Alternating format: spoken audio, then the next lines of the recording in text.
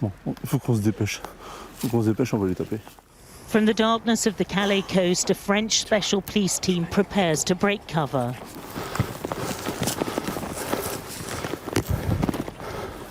Police! Don't move! Police! Stop!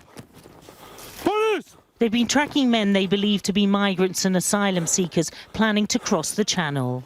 The group take off. The police pursuit is not about arresting the men, but halting the next stage of their journey, intercepting the small boats they would have made the crossing in. It was just a boat without motor, only, comment on dit des rames? Only that.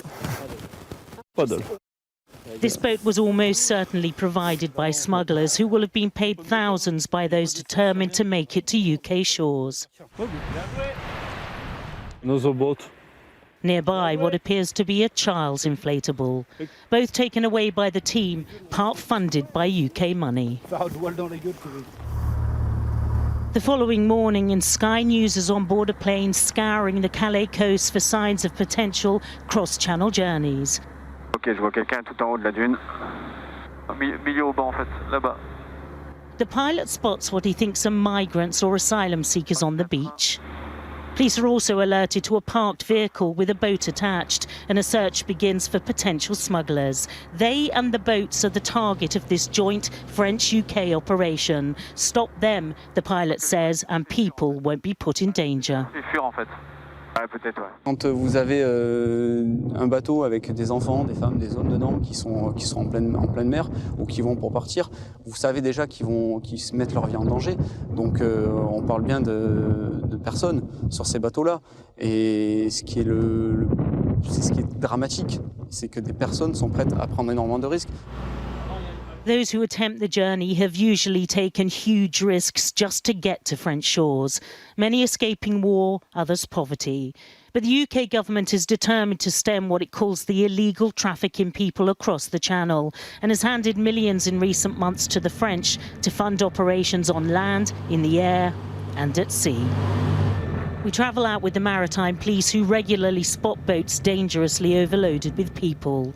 They tell us the smugglers' tactic is to try to send multiple vessels out at once, making it difficult for officers to keep track on them all.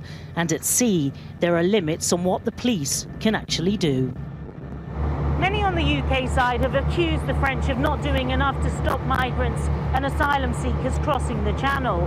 But once people are actually in boats and out at sea, the objective of the police is simply to preserve life, even if that means trailing, some would say escorting boats towards UK waters.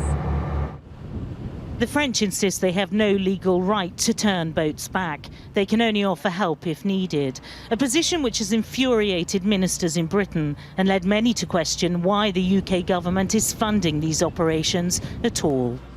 Se positionnent, vous voyez, dans la bande des 300 mètres pour surveiller le littoral et le cas échéant, ils sont en mesure avec ce bateau-là de faire du secours. En mer, on ne fait que du secours et du sauvetage. On ne fait pas de digue en mer. Pas de lutte contre l'immigration irrégulière et clandestine en mer. On fait du secours et du sauvetage. On est là pour sauver les gens et empêcher qu'il y ait des accidents.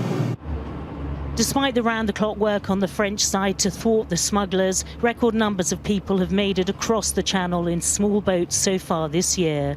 The threat from the UK side of harsher penalties for those who enter illegally, seemingly little deterrent. Michelle Clifford, Sky News, Calais.